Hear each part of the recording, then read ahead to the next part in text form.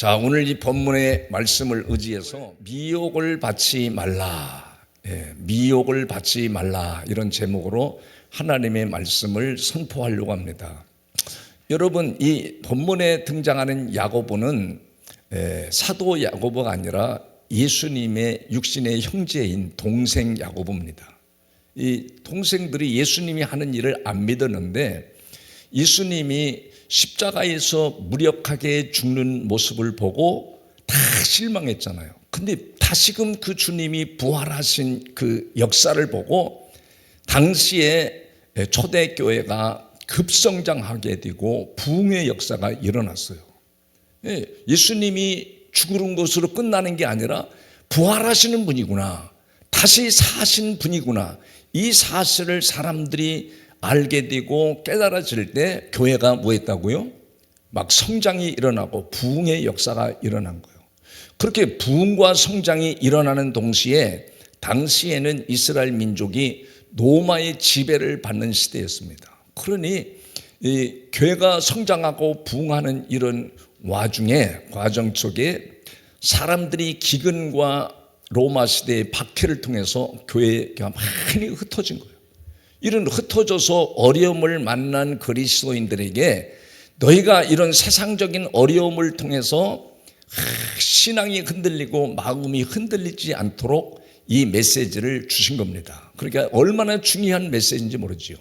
오늘 우리가 읽은 13절에서 보면 거기에 그렇게 말씀이 기록되어 있습니다. 거기에 보면 사람이 시험을 받을 때에, 사람이 뭘 받을 때죠? 시험을 받을 때, 사람이 시험을 받는다는 거예요. 이 시험이라는 것은 두 가지로 이렇게 나눠집니다. 사람이 시험을 받을 때 내가 하나님께 시험을 받는다 하라고 그래요, 하지 말라고 그래요? 사람이 시험이 온다는 거예요. 그러니까 시험이 온다는 건 외부적 시험이 있고 내부적 시험이 있어요. 내적 시험. 이 두 가지로 이렇게 나눠지는데, 그 외부적으로 오는 것은 당시에 그리스도인들이 예수 믿는 것 때문에 뭘 받은? 박해를 받은 거예요. 박해를, 외부적으로는 박해를 받지요. 기근이 왔지요. 사람과의 관계, 또 육체적인 질병, 갖가지 가정적인 어려움, 경제적인 어려움, 이런 모든 복합적인 어려움이 외부적으로 찾아온 거예요. 이게 뭐가 찾아왔죠?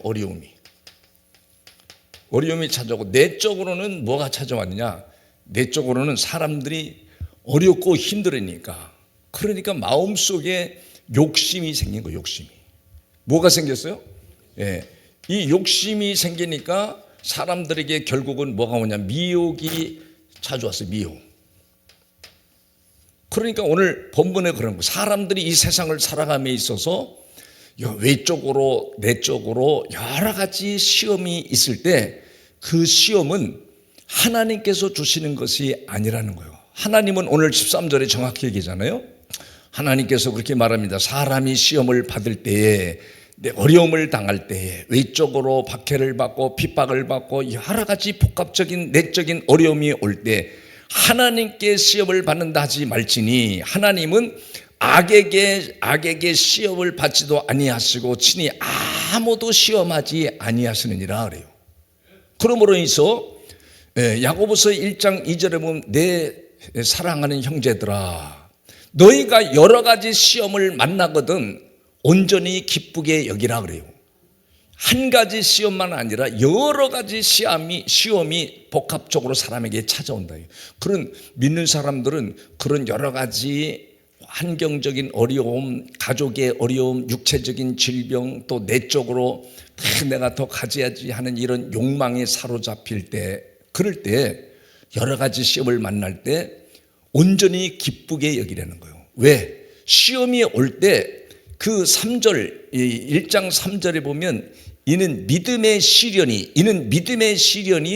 뭘 말하냐면 사람에게 믿음의 시련이 인내를 만들어내는 줄을 알미니라.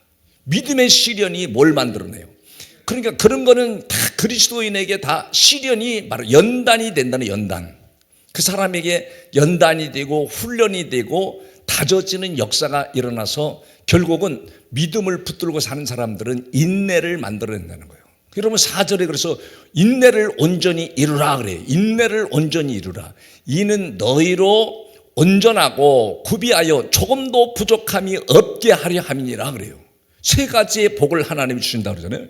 온전한 복, 구비한 복, 조금도 부족함이 없는 복을 주신다고 그래요. 뭐 할 때? 그런 내 인생에 찾아오는 크고 작은 많은 복합적인 어려움이 찾아올 때 그걸 어떻게 하라고요? 아, 하나님이 이걸 나를 연단시키고 더 훈련시키고 강하게 만들어서 하나님이 복을 주시려고 여러 가지 어려움이 찾아왔구나, 이렇게 생각하고 받아들이라는 거죠. 그런데 여러분 중요한 것은 이 시험이 어떻게 시험이 온 이유를 이제 구체적으로 뭐라고 말하냐면 14절에서 뭐라고 말하는가? 14절 본문의 14절에서 보면 그렇게 말해요. 사람들이 시험이 오는 경우도 외부적 시험, 내적 시험이 있는데 그 시험이 오는 경우들이 대부분 다 뭐 때문에 그러죠?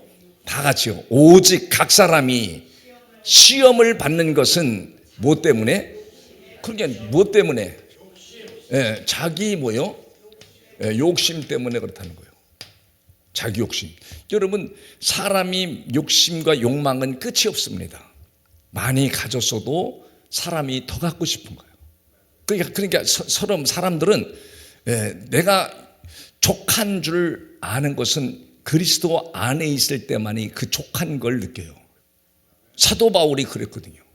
근데 사람들은 왜 시험을 받느냐? 내가 예수 믿는데 왜 시험을 받느냐? 대부분 다 내적 욕심, 내적의 시험. 여기서 시험은 미혹을 말합니다. 유혹을 받고 미혹을 받는 것은 내 마음속에 뭐가 있기 때문에? 욕심이 있기 때문에. 그래서 이 욕심이 있으면 내가 다른 사람보다 더 높아져야 된다. 내가 다른 사람보다 더 예뻐져야 된다. 내가 다른 사람보다 더 건강해야 된다. 건강이 잃어버린 사람들은 건강하기 위해서 모든 외부적에서 오는 사물을 다 끌려갑니다. 야, 저거 사면 야, 내가 건강해질 수 있구나. 아, 저거를 먹으면 내가 건강해지다. 그런 욕망에 사로잡히기가 쉽습니다. 그래서 오늘 다음 주 15절에는 뭐라고 말하냐면 욕심이 뭐한즉 잉태한즉 죄를 낳고 죄가 장성한즉 사망을 낳느니라. 욕심이 잉태했다는 것은 여기에 욕심이 잉태했다는 건 다른 말로는 내 마음속에 욕심이 마음속에 뭐요? 심겼다. 또 욕심이 끌렸다. 욕심에 뭐요? 끌렸다. 이런 말로 쓰여졌어요.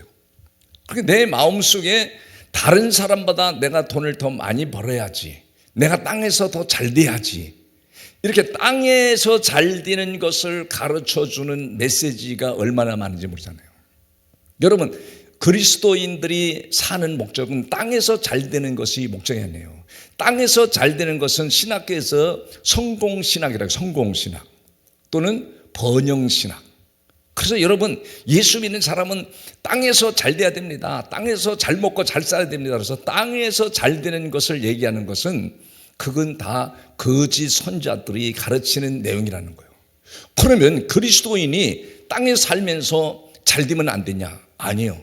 땅에서 하나님께서 신명기 8장 18절에서 보면 하나님이 재물 얻을 능을 주시는 사람이 있대.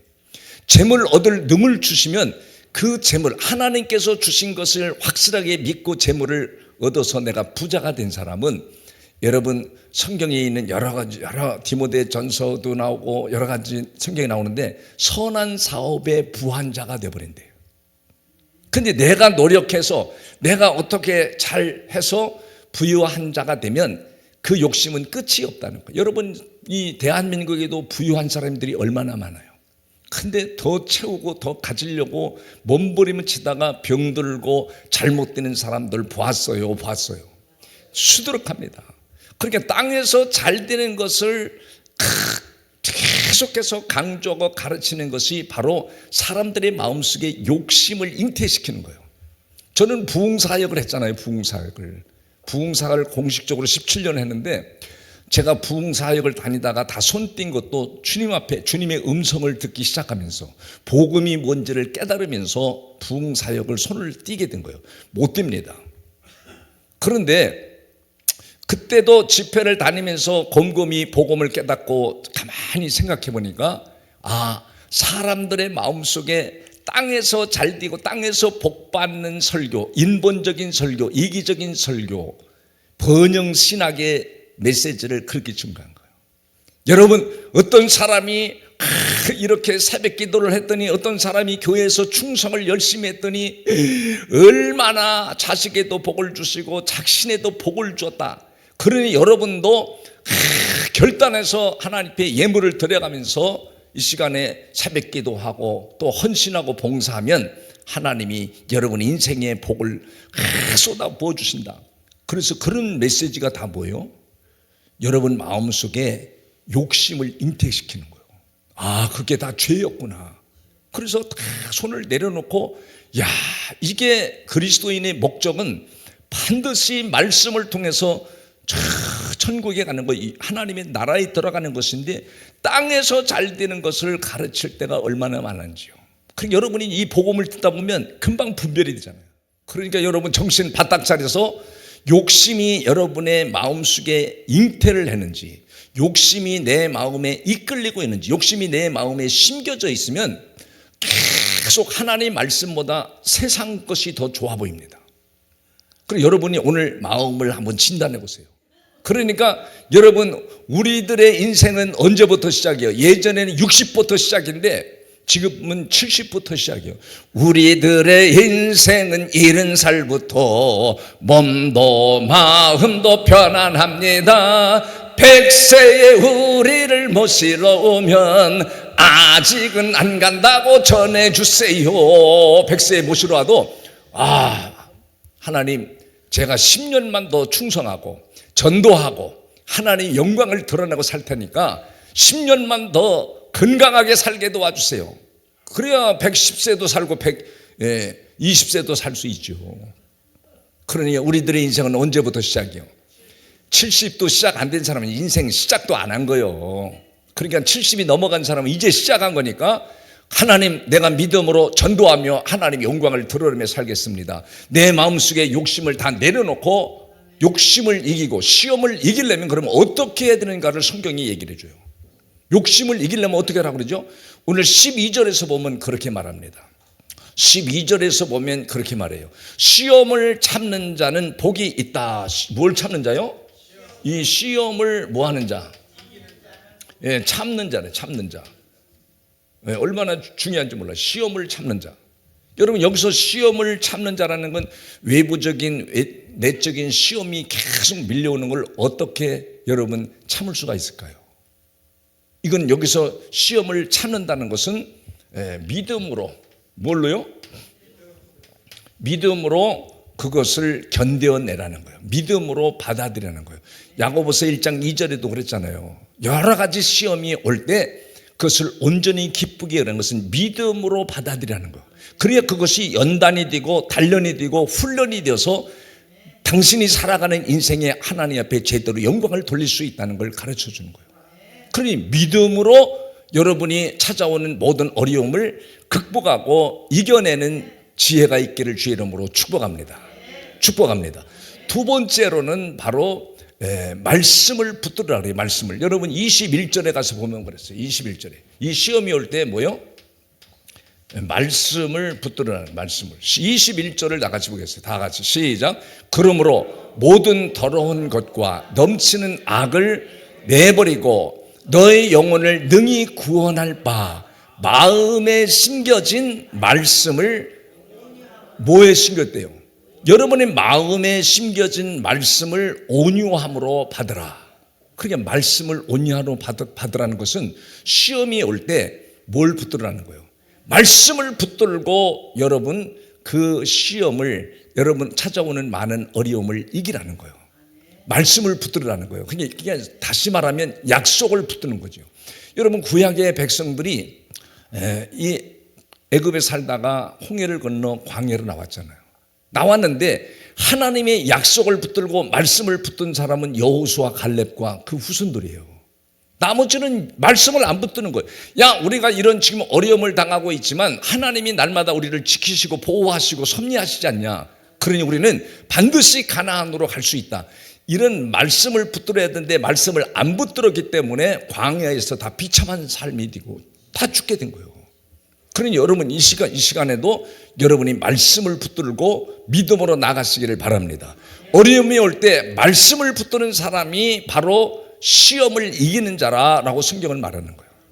말씀을 붙드시기를 주의 이름으로 축복합니다. 그래서 야고보서 1장 6절 7절 8절에 보면 오직 믿음으로 구하고 조금도 의심하지 말라. 의심하는 자는 바람에 밀려 요동하는 바다 물결 같으니 이런 자는 주께 얻기를 생각하지 말라. 두 마음을 품어 정함이 없는 자로다. 벌써 말씀을 붙들지 않고 기도하는 사람은요, 두 마음을 품은 걸 주님이 아시는 거예요. 응답을 줄 필요가 없대. 그러니까 오직 믿음으로 구하라. 그 믿음으로 구하는 게 바로 뭘까? 믿음이 바로 주님이 나 때문에 십자가에 죽으시고 부활 승천하시고 우리는 영원한 영생 천국에 들어간다 하는 이 말씀을 붙들고 믿음으로 구하면 반드시 하나님이 응답을 주신다고 말씀하시잖아요. 믿으시기를 바랍니다. 그래서 오늘 본문으로 돌아가면 그렇게 말합니다. 여기에 16절을 보세요. 16절에 보면 다 같이 한번 크게 하겠습니다. 다 같이 시작. 내 사랑하는 형제들아. 뭐라 그러죠? 속지 말라. 두 번째 뭐 하지 말라? 제가 속지 하면 말라만 해봐요. 속지 뭐 하지 말래요? 속지 말라는 거예요. 그러니까 사람들이 뭐에 속을까? 첫째는 자기 자신에게 속아요. 자기 자신이 굉장히 위대하고 거룩하고 힘 있는 것 같이 보이나 성경은 인간은 완전히 부패하고 타락한 인간이기 때문에 하나님을 떠나는 순간 계속 사람은 부패하고 욕심에 끌리고 욕망에 사로잡힐 수밖에 없다고 성경은 말하는 거예요. 그게 자기 자신에게 속아. 두 번째로는 바로 사람에게 속는다. 사람. 누구에게 속아요? 이 사람에게. 여러분 성경은 그렇게 말합니다. 마태복음 10장에서 보면 그렇게 말해요. 거기 보면 아주 중요한 말씀이 나오는데, 자, 다 같이요. 시작. 보라, 내가 너희를 보냄이 양을 얻으러 이리 가운데로 보냄과 같도다. 그러므로 너희는 뭐같이요? 뱀같이 지혜롭고 비둘기같이 순결하라. 주님이 제자들을 얻으러 보는데 이 양은요 방어할 무기가 없어요. 양을 세상에 보내는데 어디 가운데 보내는 거예요? 이리들이 물고 늘어지고 막 죽이려고 하고 이런 위험 가운데 내보내면서 주신 두 가지의 메시지가 있었어요. 첫째는 뱀같이 지혜로워라. 여러분 뱀은 원래 성경에 나쁜 것으로 나오잖아요. 부정적인 측면이 나오잖아요. 근데 뱀은 굉장히 감각적으로 민감합니다. 진동에도 소리에도 민감해요. 그래서 적이 나한테 온다. 그러면 이 뱀은 피해버려요. 내가 상대에서 못 이길 것 같으면 피해버립니다. 싹 가버립니다. 그러니까 이 뱀은 민감하고 굉장히 민감해요. 그것처럼 여러분 내가 싸워서 이기지 못하면 충돌하지 말고 피해요. 그게 뱀같이 지혜로라는 것은 너희가 시대를 지금 살아가는 인생을 민감하게 영적으로 받아들여서 그걸 하나님의 도움을 받아서 지혜롭게 결정하고 판단하는 거예요. 근데 사람들이 내가 이 욕망에 사로잡혀 있으면 삶의 현장에 가서 사물을 보고 사람들이 거기에 이끌림을 받으니까 그렇게 사람이 속아버리는 거예요. 여러분 이 세상에 살아가면서 성경은 사람을 조심해라고 그래요. 사람을. 여러분 마태복음 24장 4절인가 3절인가 그것도 보면 그게 나옵니다. 자, 예수께서 대답하여 이르시되 너희가 뭐를 조심하라고 그래요? 그 앞에 구절도 중요해요. 하나님의 징조, 하나님의 나라의 징조가 어느 때 이 말일까? 그러니까 예수께서 대답하여 이르시되 너희가 사람의 뭘요? 미혹을 받지 않도록 주의하라. 여러분 사람에게 미혹을 받으면요 진리가 내 마음속에 안 들어옵니다. 그래서 그러는 거예요. 여러분이 세상 것에 너무 욕심에 욕망에 끌려가서 사로잡혀 버리면 결국은 영혼이 육체가 무너지고 가정이 파탄납니다. 그런 사람들이 얼마나 많은지 모릅니다. 그러니까 여러분 세상이 아무리 좋다고 할지라도 사람의 말을 듣고 따라가면 반드시 그 영혼이 파멸돼 버립니다. 그 영혼이 손상돼 버려요. 그러니까 사람의 말을 여러분 듣지 말라요. 말세가 되면 마지막 때가 되면 거짓을 가지고 사람을 미혹하고 유혹하는 일들이 너무 많으니까 여러분이 뱀같이 비둘기같이 순결한 마음으로 민감한 마음으로 딱 분석하고 야 이것은 내가 할 일이 아니구나. 그러면 거기서 과감하게 충돌하지 말고 뒤를 돌아서 빠져나오는 사람이 바로 진리의 사람이에요. 그래서 성경은 그렇게 말합니다. 요한복음 10장 27절에 보면 내 양은 내 음성을 들으며 나는 그들을 알며 그들은 나를 따르리라. 주님이 알아주는 사람이 있다고 성경에는 3개줄밖에 없어요.